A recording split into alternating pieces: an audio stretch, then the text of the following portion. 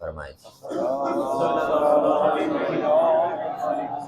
اللہ منشی الخلق من عدمی ثم الصلاة علی المختار فی القدم مولا صلی وسلم دائما ابدا علی حبیبک خیر الخلق کلہم قال اللہ جل وعلا وَإِنَّهُ لَفِي زُبُرِ الْأَوَّلِينَ صدق اللہ العلی العظیم۔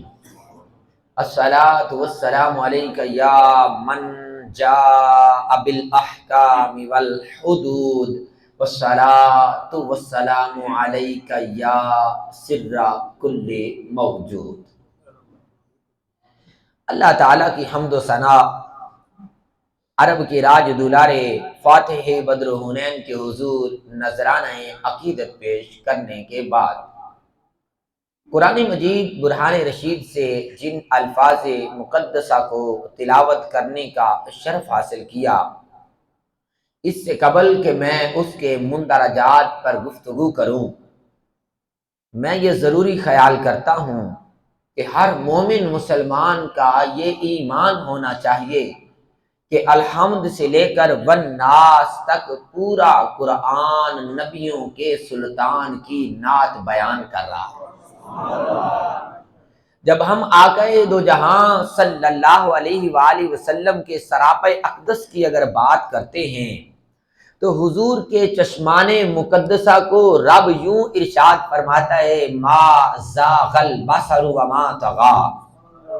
جب آقا کے سینہ اقدس کی بات آتی ہے تو رب فرماتا ہے الم نشرح لک صدرک۔ جب محبوب کے ہاتھوں کی بات آتی ہے تو رب فرماتا ہے ید اللہ، اور کہیں فرماتا ہے وما رمیت اذ رمیت ولکن اللہ رما۔ میں سوچ رہا تھا کہ میں نے کم و بیش 9 مرتبہ یہاں پر آپ کے سامنے آ کر ہر دفعہ علیحدہ موضوع پر گفتگو کی ہے اور ہر مرتبہ نئی آیت کا انتخاب کیا ہے۔ آج میں کس موضوع پر جا کر آپ سے بات کروں گا؟ جب کل رات میں اس سوچ و بچار میں تھا تو معاً یہ بات بھی ذہن میں آئی کہ جس ذات کے بارے میں رب فرما دے النبی اولا بالمؤمنین من انفسہم، جس ذات کو اللہ مومنوں کی جانوں سے بھی زیادہ قریب بتائے، میں ان کے کون سے وصف کو بیان کروں گا؟ اللہ جس محبوب کے قدموں کی رعایت فرماتے ہوئے فرمایا یا ایھا المزمل قم اللیل الا قلیلا۔ اللہ جس محبوب کے کمر مبارک سے امت کے بار کا بوجھ ہلکا فرمانے کے لیے ارشاد فرمائے وَوَضَعْنَا عَنْكَ وِزْرَكَ الَّذِي أَنقَضَ ظَهْرَكَ، میں کون سی آیت کا انتخاب کروں کہ اپنے محبوب کی عظمت و شان کو بیان کروں؟ تو پھر میرے ذہن میں اللہ نے یہ بات ڈالی کہ نبی شہزاد الحمد سے لے کر والناس تک پورا قرآن ہی میرے محبوب کی شان بیان کر رہا ہے، تو اس آیت پر بھی غور کرنا وَإِنَّهُ لَفِي زُبُرِ الْأَوَّلِينَ، ہم نے تو اپنے محبوب پر نازل ہونے والی کتاب قرآن سے پہلے پچھلی کتابوں میں بھی ان کی شانیں بیان کر دی ہیں۔ وَإِنَّهُ، اور بے شک وہ لفی زبور الاولین، سابقہ زبوروں میں بھی اس کے تذکرے ہیں، اس کی خوبیاں ہیں، اس کے کمالات ہیں، اس کے فضائل ہیں، شمائل ہیں، خصائل ہیں۔ میں نے کہا ہم مسلمانوں کو تو ابھی صحیح معنوں میں اوپر دیکھ کے قرآن نہیں پڑھنا آیا، چہ جائے کہ ہم حضرت داؤد پر نازل ہونے والی زبور پڑھیں، حضرت موسیٰ پر نازل ہونے والی توریت سے اپنے محبوب کی شانیں ڈھونڈے، یا جناب عیسیٰ پر نازل ہونے والی انجیل میں اپنے محبوب کی عظمتوں کو تلاش کریں۔ ہم تو اپنے محبوب پر نازل ہونے والی لاریب کتاب قرآن کو بھی ابھی تک صحیح معنوں نے الحمد سے لے کر والناس تک خالی اوپر سے دیکھ کر ایک مرتبہ بھی پڑھ نہیں سکے۔ تو اگر پڑھا نہیں تو سمجھیں گے کیسے؟ اور اگر کسی خوش نصیب نے سمجھ ہی لیا تو اس نے سمجھانے کا کہاں موقع ملا؟ چند ایک آیات ہیں جو ہمیں زبانی یاد ہے، اور جب ہم تقریر کے لیے آتے ہیں تو پھر وہی آیات پڑھتے چلے جاتے ہیں، اور باقی پورا کا پورا قرآن اور اس کے احکامات اور تعلیمات وہ تو ابھی ہماری نظروں کے سامنے سے ہی نہیں گزری۔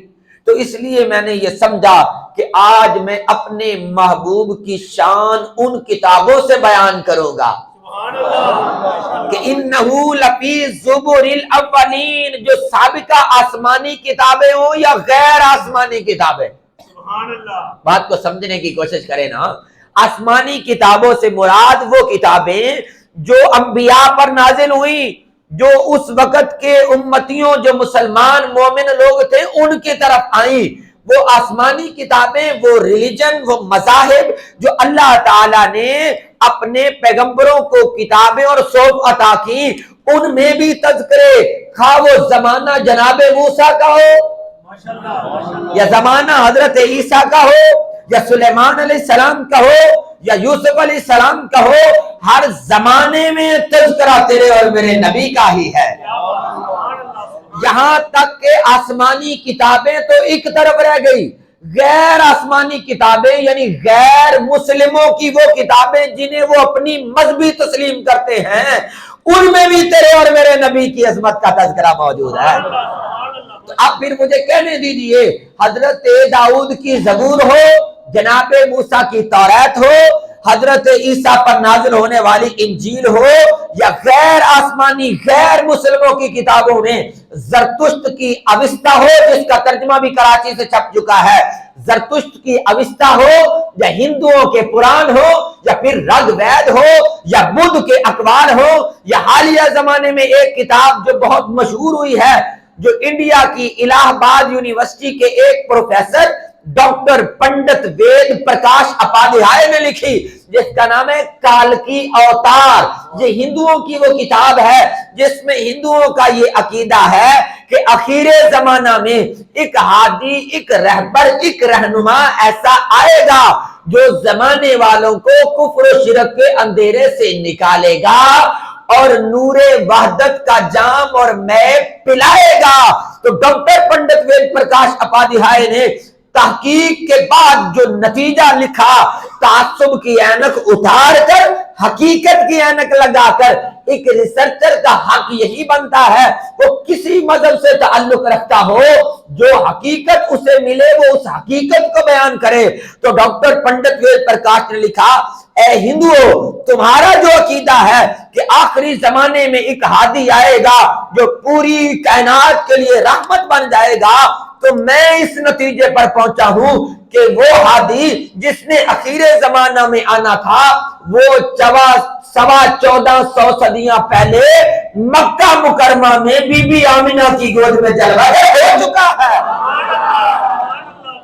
الفضل ما شاہدت بہ الاعداء، فضیلت وہی ہوتی ہے جس کی اپنے نہیں بیگانے گواہی دیں۔ تو ڈاکٹر پنڈت وید پرکاش اپادھیائے نے کالکی اوتار میں لکھا کہ وہ ہادی رہنما جس کے بارے میں ہندوؤں کا بھی عقیدہ ہے کہ آخری زمانے میں ایک آنا ہے، کہاں بھولے پھر رہے ہو، وہ تو بی بی آمنہ کے گھر جلوہ گر ہو چکا ہے۔ اگر تمہیں آخری ہادی کا انتظار ہے تو وہ آ گیا ہے، دامن مصطفیٰ سے لگ جاؤ، تمہیں خدا مل جائے گا۔ اب تھوڑا آگے چلتے ہیں۔ میں نے جب پڑھا انجیل برنباس اولڈ ٹیسٹامنٹ کو کہ بھئی اللہ جو فرماتا ہے میرے محبوب کی شانیں زبور الاولین پہلی زبوروں میں بھی موجود ہیں، تو ہم کیسے اپنے محبوب کی امت کو اپنے آقا کی وہ شانیں سنائیں تاکہ ان کے ایمان تازہ ہو جائیں۔ اور یہ ننھے منھے بچے جو راتوں کو سوتے ہیں تو یہ ایک طوطا سا ان کے ہاتھ میں ہوتا ہے، اسے لے کر سوتے ہیں، جب عام کرتے ہیں تو اس میں ایک تھرکتا جسم دیکھتے ہیں، اور الیاذ باللہ پھر اسی تھرکتے جسموں کو دیکھتے دیکھتے سو جاتے ہیں۔ جب صبح اٹھتے ہیں تو اسی حال میں اٹھتے ہیں کہ جسم تھرک رہے ہوتے ہیں۔ اگر کوئی انکار کرے تو میں حدیث سے سمجھانا چاہتا ہوں، نبی مکرم نے فرمایا کما تعیشون تموتون وکما تموتون تبعثون وفی روایت کما تبعثون تحشرون، او کما قال علیہ السلام، فرمایا جس حال میں تم زندگی گزارتے ہو تمہیں موت اسی حال میں آئے گی۔ یہ نیند بھی موت ہی کی ایک قسم ہوتی ہے۔ فرمایا جس حال میں تم سوؤ گے موت آئے گی، उसी हाल में तुबअसून तुम्हें जगाया जाएगा, जिस हाल में तुम जागोगे उसी हाल में तुम्हें रब के हुजूर तुहशरून इकट्ठा करके पेश किया जाएगा। मैंने ये ख्याल किया कि अल्लाह की रिजा के नियत से मैं अपने बच्चों के हाथों से ये तोता निकलवाऊं और इन्हें अपने आका की वो अजमतें, वो रिफअतें, वो खूबियां, वो बुलंदियां, वो कमालात, वो खुसूसियात, वो स्पेशलिटीज, वो क्वालिटीज सुनाओ, ताकि ये सो जाएं या मुस्तफा कहते कहते, खुले आंख सल्ले अला कहते कहते। तो पहले पहल किताबों में से एक रेफरेंस कोड करना चाहूंगा और हाथ जोड़कर नाराज मत हो जाइए, मेरी मजबूरी है कि चूंकि वो रेफरेंस इंग्लिश जुबान में है तो मुझे वो इंग्लिश में सुनाकर तर्जमा में कोशिश करूंगा कि ताजदार गोलड़ा मेहर अली शाह की जुबान में कर दूं। वो रेफरेंस क्या है? There are so many predictions in the Bible regarding Prophet Muhammad sallallahu alaihi wasallam that refer to him in unequivocal terms, but it is not a common practice to predict about some future prophet by name. It is almost a rare phenomenon that some coming prophet be foretold in the Bible by name. The prediction regarding Prophet Muhammad sallallahu alaihi wasallam in King Solomon's Song of Song is an example of such rare phenomenon. तर्जमा मैं आपकी जबान में करूंगा, बोले तो सही नजर जानते हैं। इस सारी इबारत का तर्जमा ये है कि जितनी आसमानी किताबें हैं हर एक किताब में तेरे और मेरे नबी की आमद का तज़किरा नाम के साथ मौजूद है। बिलखुसूस खास तौर पर जो पेशीन गोई प्रिडिक्शन मैं आपको सुनाने लगा हूं वो इंजीले बरनबास ओल्ड टेस्टामेंट में मौजूद है। उसे सॉन्ग ऑफ सलोमन हजरत सुलेमान अलैहिस्सलाम की नात कहा जाता है, जो उन्होंने फखरे सुलेमान नबियों के सुल्तान की शान में कही है। हजरत सुलेमान जलवागर हैं, आपकी सल्तनत, आपका जमाना है और सामने यरूशलेम की बेटियां बैठी हैं, आप उन्हें बाज़ो नसीहत फरमा रहे हैं और तज़किरा आ गया फखरे सुलेमान का, नबियों के सुल्तान का। तो सुलेमान अलैहिस्सलाम कहने लगे, ओ यरूशलेम की बेटियां, माई beloved is white and Rudy the chiefest among 10,000। मेरा महबूब इतना सोना है, इतना हसी है, इतना सुर्ख सफेद और गुलाबी रंगत वाला है। द चीफेस्ट अमंग 10,000, 10,000 हसीनों का मजमा भी हो तो वो अकेला ही सरकार नजर आता। ताजदारे गोलड़ा ने जो तर्जमा किया है इस नात का, मैं जब वो पढ़ता हूं तो मेरा ईमान पुकार उठता है। लगता है जब सुलेमान अलैहिस्सलाम यरूशलेम की बेटियों के सामने नबियों के सुल्तान की अजमत बयान कर रहे थे, ताजदारे गोलड़ा की रूह भी कहीं पास ही थी। उन्होंने इस सुलेमान के जो सॉन्ग था उसके पहले सेंटेंस का तर्जमा किया, मुख चंद बदर शाह शानी है, My beloved is white and ruddy, the chiefest among 10,000। The तर्जमा पीर मेहर अली शाह ने किया, मुख चंद बदर शाह शानी है। अगला जुमला हजरत सुलेमान अलैहिस्सलाम का तर्जमा सुनिए, नबियों के सुल्तान की औलाद आले नबी औलाद अली का। सुलेमान अलैहिस्सलाम ने कहा, यरूशलेम की बेटियां, his head is as the most fine gold, his locks are bushy and black as a raven। मेरे महबूब का सर मुबारक इतना हसी है जैसे खालिस कुंदन सोने का बना हुआ ताज होता है और उसकी जुल्फे इतनी स्याह। ताजदार गोलड़ा ने तर्जुमा किया, मुख चंद बदर शाशानी है, मत्थे चमक दी लाट नरानी है, काली सुलभ। क्या बात, क्या बात, क्या बात। आप एक एक बात सुने सुलेमान अलैहिस्सलाम की और फिर तर्जुमा सुने हजरत मेरे अली शाह का। तीसरा शेर देखिए, हजरत सुलेमान अलैहिस्सलाम ने जो मेरे नबी की नात बयान की, कहा यरूशलेम की बेटियां, his eyes are as the eyes of doves by the rivers of waters washed with milk and fitly set। भाई ये मजबूरन इंग्लिश इसलिए पढ़ रहा हूं चूंकि रेफरेंस इंग्लिश में है। जो हमारे पास इंजील मौजूद है, ओल्ड टेस्टामेंट हो या न्यू टेस्टामेंट, चूंकि ये इंग्लिश में मौजूद है। नाजल इब्रानी जुबान में हुई थी, जब नाजल हुई थी तो उस वक्त इब्रानी जबान थी। अब हमारे पास इंग्लिश में मौजूद है, तो अगर किसी को यकीन ना आए तो वो एक जुमला भी लिखेगा तो इंजील बरनबास का वही सफा आ जाएगा जहां पर तेरे और मेरे नबी की ये नात मौजूद है। तो सुलेमान अलैहिस्सलाम ने तेरे और मेरे नबी की आंखों का तज़किरा करते हुए कहा, जिन्हें रब कुरान में फरमाता है मा ज़ागल बसर व मा तगा।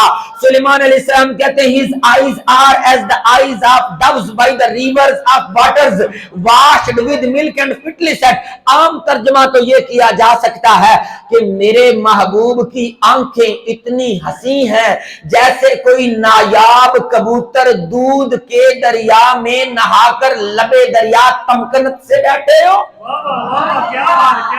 लेकिन ताजदार गोलड़ा ने तर्जुमा किया मखमूर अखी हिन मदवरिया, इस सूरत नून ने जाना का जानान के जाने जहाना का साचे आंखों पे रब दी में शान आखा, जिस शान थी शाना सब बढ़िया। आगे सुनिए और फिर मजा लीजिए। सुलेमान अलैहिस्सलाम ने कहा his cheeks are as a bed of species, his lips like lilies dropping sweet swelling myrrh।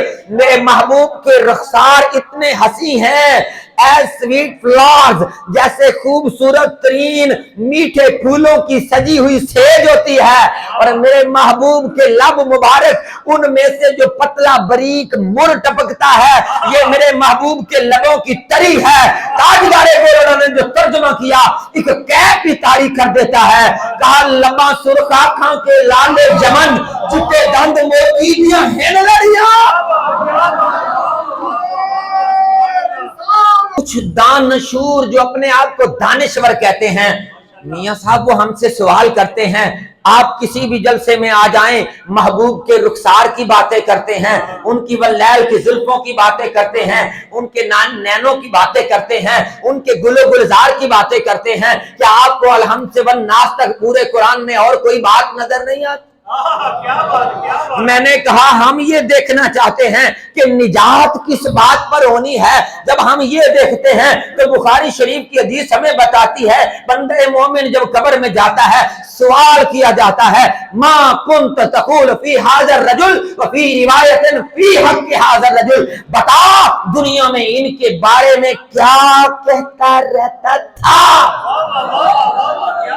तो मैंने कहा इमाम कुर्तुबी ने लिखा किताबु तज़किरा फी अहवालिल मौता व उमूरिल आखिरा में इमाम अबू अब्दुल्लाह मोहम्मद बिन अबी बकर इब्न फरह अल अंसारी अल खजरजी अल मालिकी अल उंदलसी अल कुर्तुबी 668 सने ये तारीख वफात है। इस हदीस की इंटरप्रिटेशन और शरह और तफसीर करते हुए कहते हैं जब भी कोई कब्र में जाएगा खा वो अबू जहल के जमाने में पैदा हुआ है या आज के दौर में पैदा हुआ है, अबू जहल से भी यही पूछा गया था बता तू इनके बारे में क्या कहता रहता था।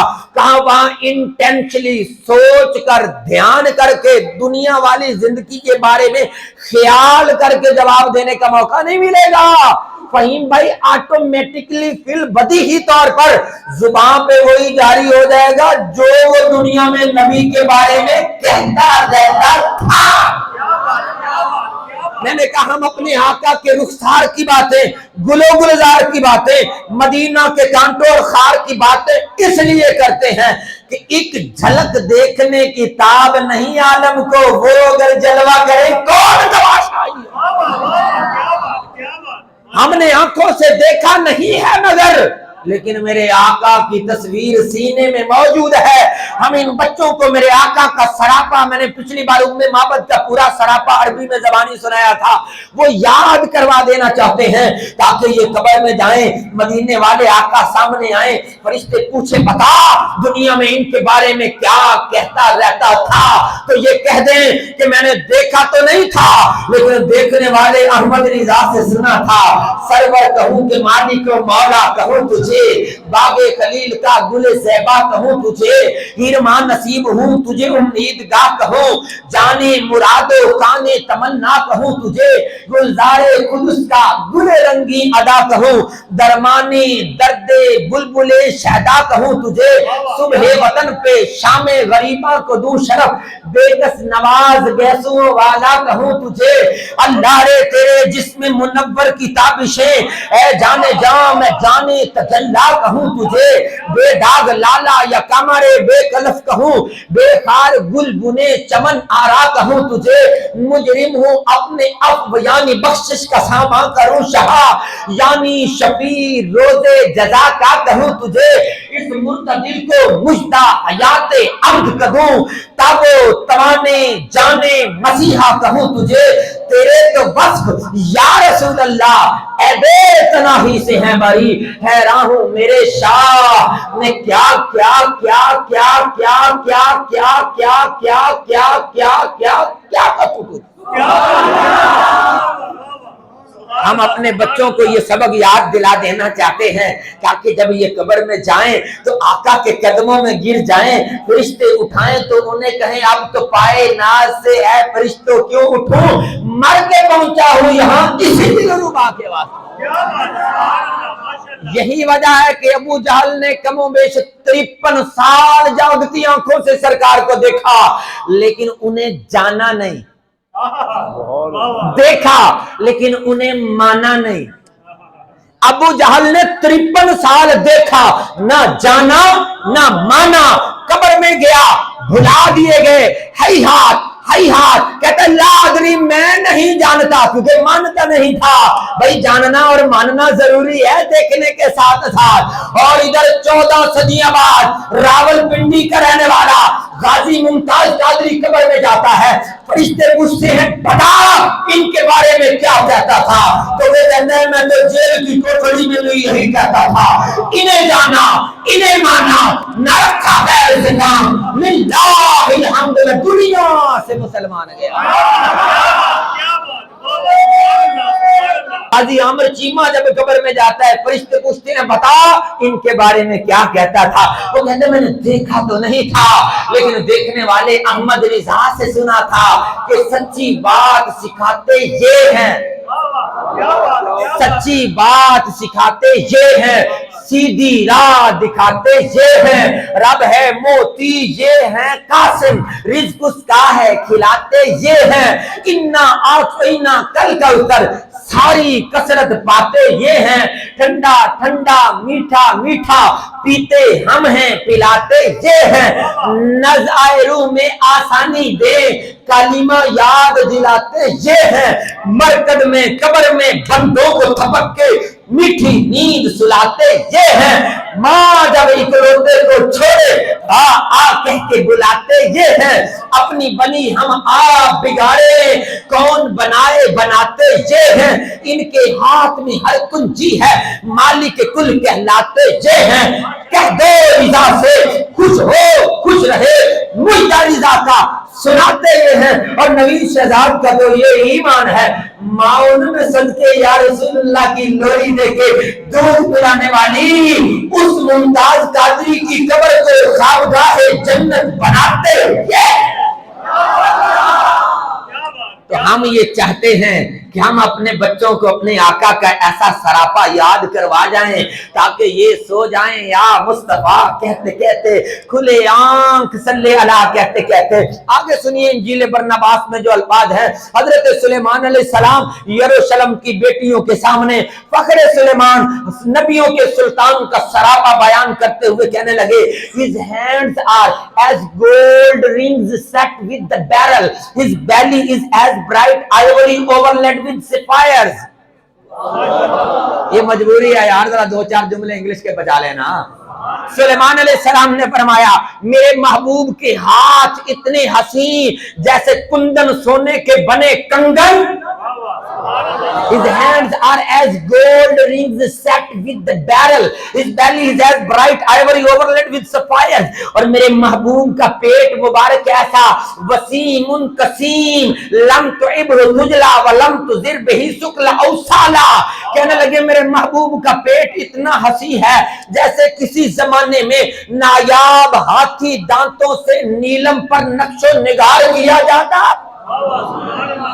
His legs are as the pillars of marble set upon sockets of fine gold. اور میرے محبوب کے پاؤں مبارک اتنے حسین کہ ماربل کے پلر پر بنے ہوئے پلر پر رکھے ہوئے سونے کے ہار. اور جس دھرتی میں وہ آقا جائیں جب قدم ٹکائیں تو دھرتی لپ لپ جاوے. خوش اندام خوش کلام خوش چال شیریں سخن میٹھی باتیں کہنے والے. الذی من کانا اذا مشا فی البر الاقفر تعلقت الوحوش باذیالہ. اور اس کی چال اتنی حسین اگر وہ کسی جنگل میں قدم ٹکا دے تو جنگل کے درندے چرندے خزندے پرندے حیوانات حشرات الارض اپنی جھاڑیاں چھوڑ کر اس کی کالی کملی کے بوسے لینے لگ جائیں کہ ہمارے بھاگ جاگ پہ محبوب خدا گئے. الذی من کانا اذا مشا فی البر الاقفر. میرا محبوب اگر ایسے علاقے میں قدم ٹکائے جہاں انسان نہیں رہتے حسن شناس نہیں رہتے حسن کے دیوانے نہیں رہتے جنگل کے درندے رہتے ہیں تعلقت الوحوش. تو وہ جنگلی جانور بھی مصطفیٰ کے نالین کی خوشبو پا کر کالی کملی کے بوسے لینے شروع کر دے. حضرت سلیمان علیہ السلام نے کہا His legs are as the pillars of marble set upon sockets of fine gold. His countenance is as Lebanon, excellent as the cedars. آخری سے پہلے والا جملہ ہے کہا میرے محبوب کی قد و قامت. کاؤنٹیننس کہتے ہیں سراپا کو. یہ جو معشوق اور محبوب ہوتے ہیں نا یہ محبوب کے بارے میں یہ کہا جاتا ہے کہ اس کی قد و قامت اس کا سراپا سر سے لے کر پاؤں تک تنویر. دوسرے لفظوں میں کہو تو ایز لیبنن. لیبنن کا معنی بخور. ہائے ہائے ہائے. کاؤنٹیننس از ایز لیبنن. میرے محبوب کا سراپا سر سے لے کر پاؤں تک سفید بخور سے بھی زیادہ چمکدار براق. دور سے دیکھو تو سراپا ایک چاہے حشم قریب آ جاؤ تو مرد ابریشم غسن بین غسنین فہو اندر السرافت منظرا واحسنہم قدرا لہو رفقا. کہا اے پیارے محبوب کے حسن سراپا سننے والوں ان کا تو یہ حال ہے کہ ان کی آنکھیں کالی کچور سیاہ ایسی کہ جدھر کو نظر اٹھائیں موسم ہی بدل جائیں اور جس دھرتی پر چلے اس دھرتی والے بھی محبوب کے سامنے اپنی گردنیں کٹوائیں. دوسرے لفظوں میں مجھے کہنے دیجئے جو بریلی کے کلندر نے کہا تھا کروں تیرے نام پہ جان ملا نہ بس ایک جان دو جہاں ملا دو جہاں سے بھی نہیں جی بھرا کروں کیا کروڑوں جہاں نہیں. آخری بات حضرت سلیمان علیہ السلام نے جو کہی فرمایا his mouth is most beautiful.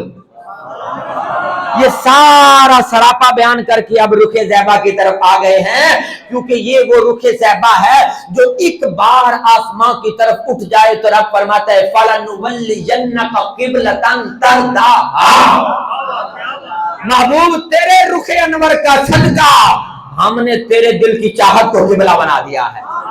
یہی بات ہے تاجدار بریلی کہتے ہیں حاجیو آؤ شہنشاہ کا روزہ دیکھو کعبہ تو دیکھ چکے اب کعبے کا کعبہ دیکھو. بھائی قبلہ کا معنی ہوتا ہے توجہ کا مرکز.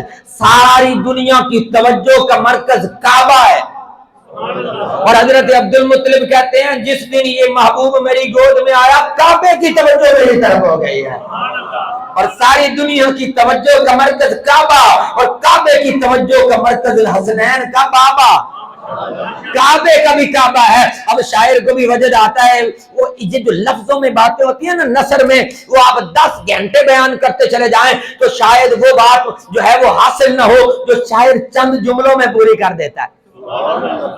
شاعر کہتا ہے یہ جو حسنین کا بابا ہے، یہ جو کعبے کا کعبہ ہے، اللہ کی طرف سے ہمارے لیے کتنا بڑا خزانہ ہے۔ کہتے جب یہ دھرتی پہ قدم ٹکاتا ہے تو رحمت حق کو یکا یک ایک بہانہ مل گیا، آمینہ کو کنتو کنزن کا خزانہ مل گیا، اور حضرات حسنین کریمین طیبین طاہرین شمسین قمرین منیرین عظیمین شہیدین ریحانتین سبتین الحسن والحسین کل منہما نور العین کو بے مثل نانا مل گیا، اور ہم گناہگاروں کو بخشش کا بہانہ مل گیا۔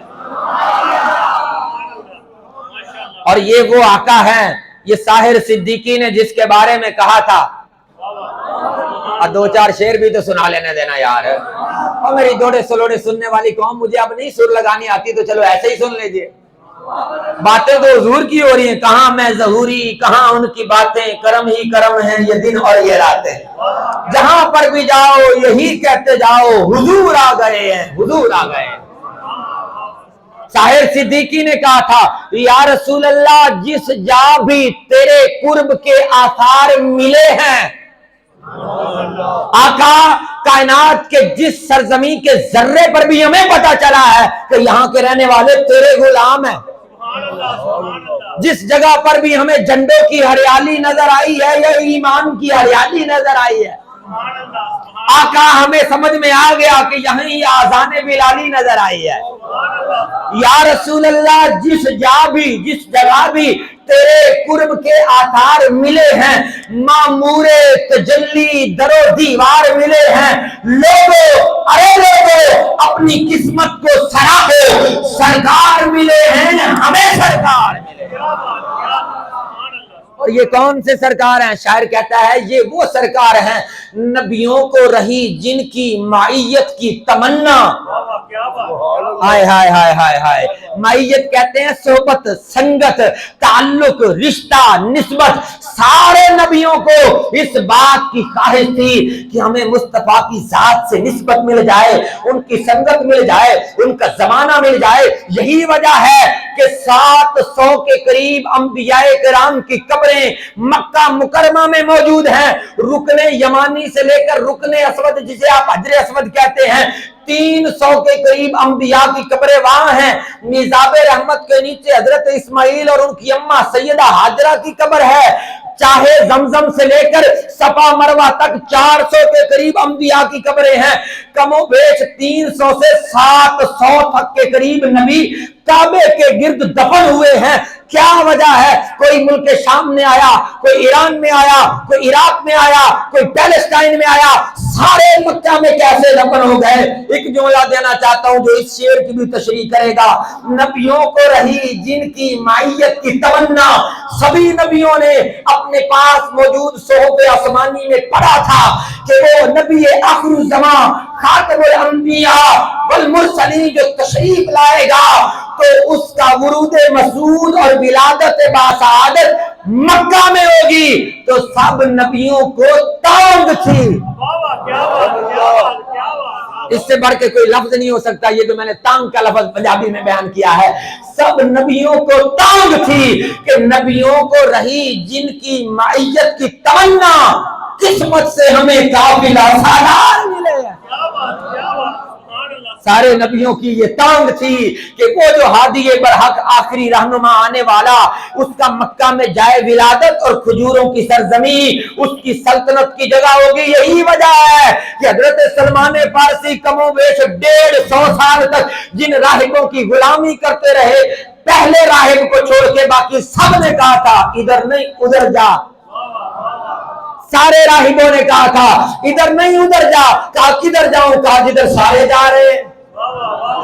وہ کھجوروں والی سرزمین میں جا، وہاں تیرے دل کا قرار آئے گا۔ پھر اب مجھے کہنے دیجئے نبی آتے رہے،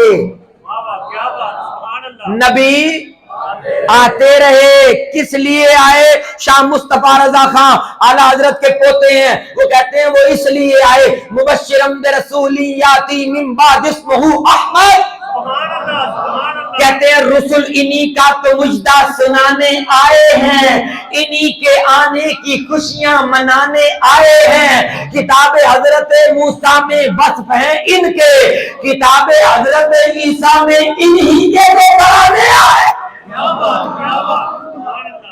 ہائے ہائے ہائے، رسول انہی کا تو مجدہ سنانے آئے ہیں۔ اب ایک بات اور بھی میرے ذہن میں آ گئی، میں وہ بھی چاہتا ہوں کہ یہاں بیان ہو جائے۔ کیا کبھی آپ نے غور کیا ہے حضرت آدم سے لے کر جناب عیسیٰ تک اللہ کے اولو العزم پیغمبر آئے، نبی آئے، رسول آئے، نبی وہ بھی تھے،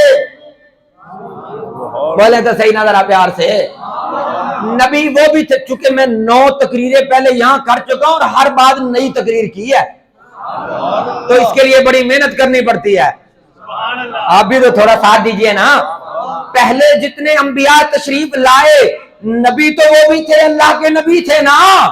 جو اب آیا ہے نبی یہ بھی ہے، لیکن ان کے لیے ایسے اسپیشل ارینجمنٹس نہیں تھے۔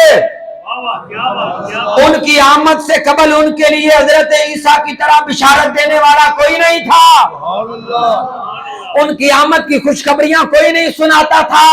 لیکن اب جو نبی آیا ہے تو ان کی آمد کے لیے پہلے ہی سارے انتظامات۔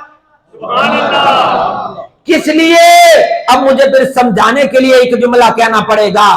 نبی وہ بھی تھے، نبی یہ بھی تھے، وہ قطرے تھے، یہ سمندر ہے۔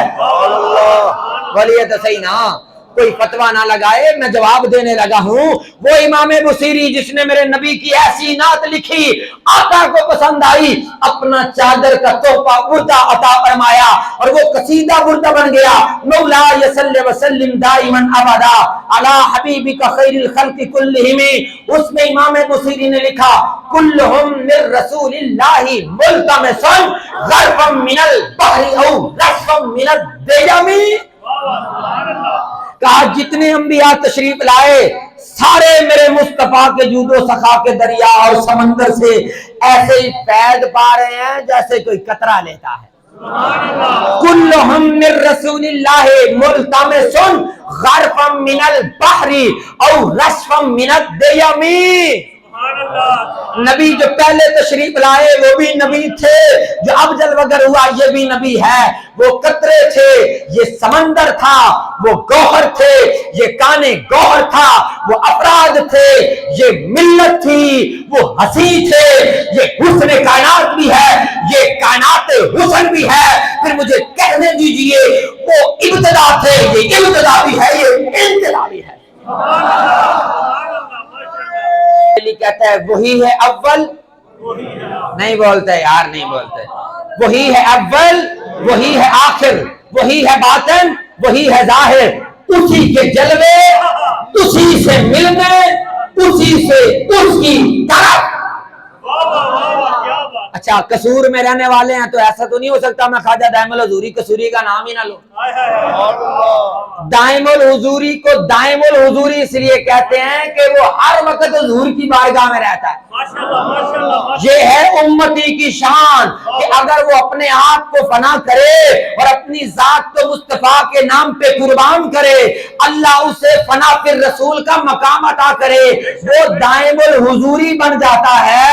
اب مجھے کہنے دیجئے امتی دائم الحضوری ہو، وہ ہر وقت اپنے آقا کی بارگاہ میں رہتا ہے، اور وہ آقا جب دائم الحضوری ہو،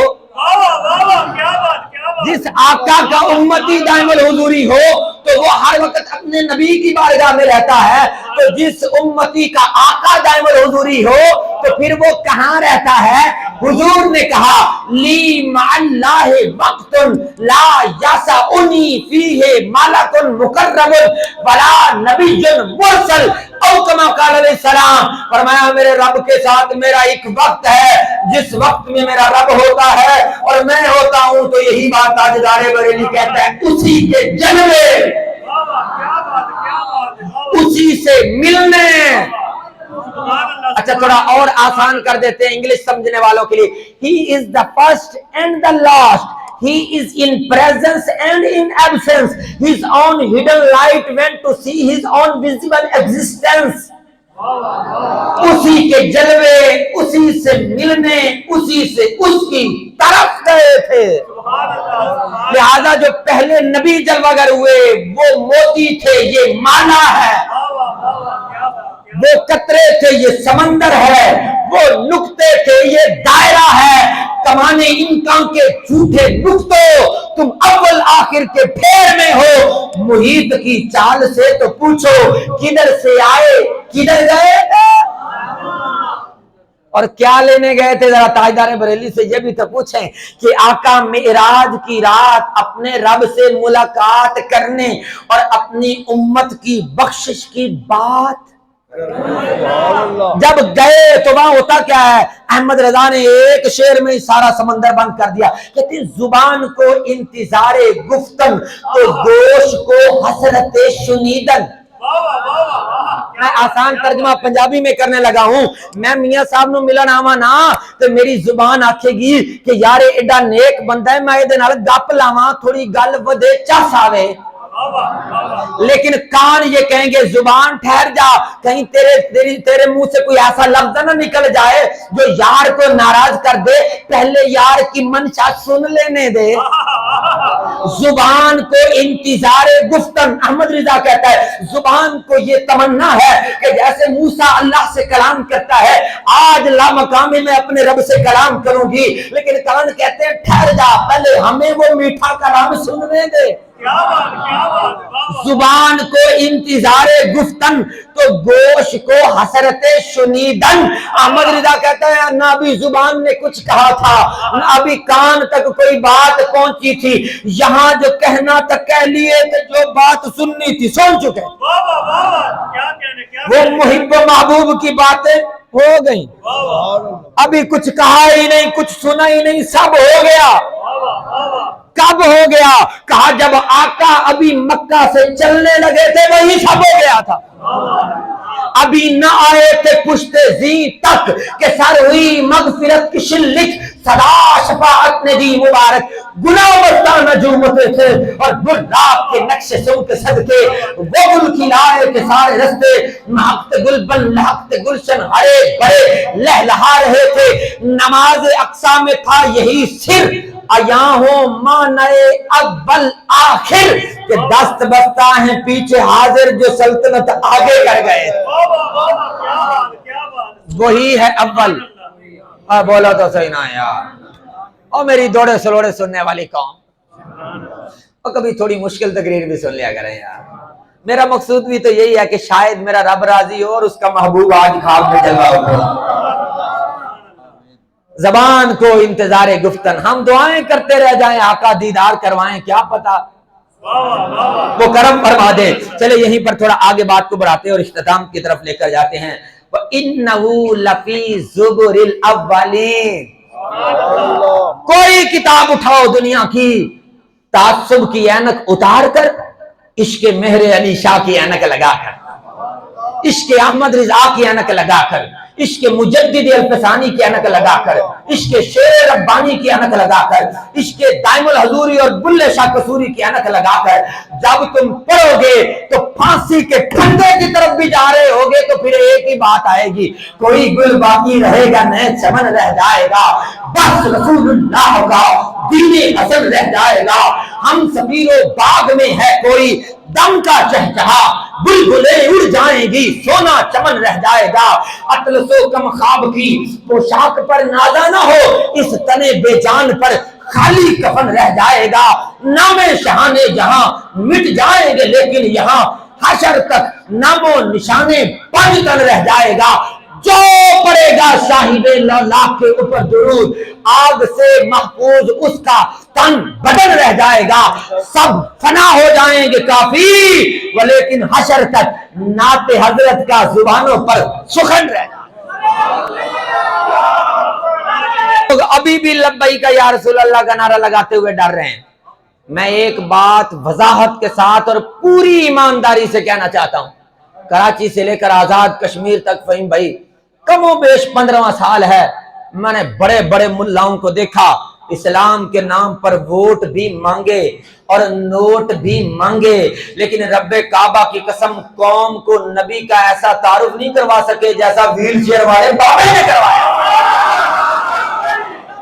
ایمانداری کے ساتھ اور بھی ہمارے امام ہیں احمد رضا، عشق و محبت کے امام، ان کا ایک خواب تھا، خواب، وہ خواب پوری دنیا کے علم میں تھا، لیکن اسے تعبیر ویل چیئر والے بابے نے دی ہے۔ وہ خواب کیا تھا؟ احمد رضا کا یہ خواب تھا، غیظ میں جل جائیں بے دینوں کے دل، یا رسول اللہ کی کثرت کیجئے، بابا خادم رضوی تیری پورے کو سلام، یا رسول اللہ کی کثرت تو نے ہمیں سکھا دی۔ بابا جی نے تعبیر دی، بابا جی کا بھی خواب ہے، بے ایمانی اور نہیں کرنی، ڈنڈی نہیں مارنی۔ احمد رضا کا خواب تھا کہ غیظ میں جل جائیں بے دینوں کے دل، یا رسول اللہ کی کثرت کیجئے۔ تو بابا جی نے ہمیں اپنے آقا کا ایسا انٹروڈکشن کروایا، ایسی تعریف کروائی کہ اب بچہ بچہ یا رسول اللہ کی سرائیں بلند کرتا ہے۔ بابا جی بھی ایک خواب چھوڑ کے گئے، تعبیر ہم نے دینی ہے، نبی کے دین کو تخت میں لانا۔ یہ بابا جی کا خواب ہے۔ بابا جی نے امام عشق و محبت کے خواب کو تعبیر دی ہے، اور ہم نے انشاءاللہ بابا جی کے خواب کو تعبیر دینی ہے۔ کیسے؟ کیسے؟ حضور کے دین کو تخت پہ لانا ہے۔ اس کے لیے کیا کرنا پڑے گا؟ کیا کرنا پڑے گا؟ وہ جو محدث کچوچوی نے کہا تھا کہ روزانہ بند کمرے میں بیٹھ جاؤ، ایک میلاد ایسا بھی تو مناؤ، رو رو کے اپنے آقا کو مناؤ، ان کی ایسی نعت سناؤ جو صرف اللہ سن رہا ہو یا محبوب سن رہا ہو، اور وہاں التجا کرو، وَلَوْ أَنَّهُمْ إِذْ ظَلَمُوا أَنفُسَهُمْ جَاءُوكَ فَاسْتَغْفَرُوا اللَّهَ وَاسْتَغْفَرَ لَهُمُ الرَّسُولُ لَوَجَدُوا اللَّهَ۔ ہم نے یہ میلاد تو منائے جو نمود و نمائش کا ذریعہ اور ریاکاری اور پیسوں کی برساتیں اور نعت خواں بھی آ رہے ہیں اور کانوں پہ ہاتھ رکھ رہے ہیں اور سر لگا رہے ہیں اور راگ بڑے بڑے الاپے جا رہے ہیں، آؤٹ پٹ کیوں نہیں نظر آ رہی؟